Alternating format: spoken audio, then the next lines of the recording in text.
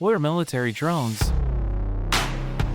Military drones are unmanned aerial vehicles, UAVs, that are used for a variety of purposes. They can be used for intelligence, surveillance, target acquisition, and reconnaissance, ISTAR. They can also be armed with missiles and bombs and are used in targeted strikes against enemy forces.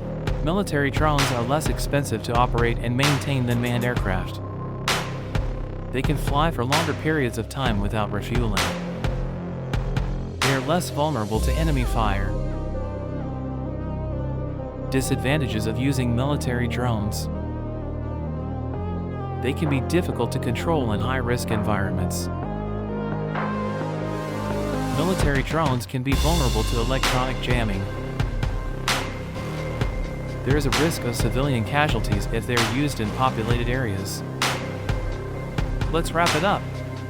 Military drones are a powerful new tool that can be used effectively on the battlefield. However, it is important to be aware of their limitations and to use them responsibly. Discover more on DronesKingdom.com.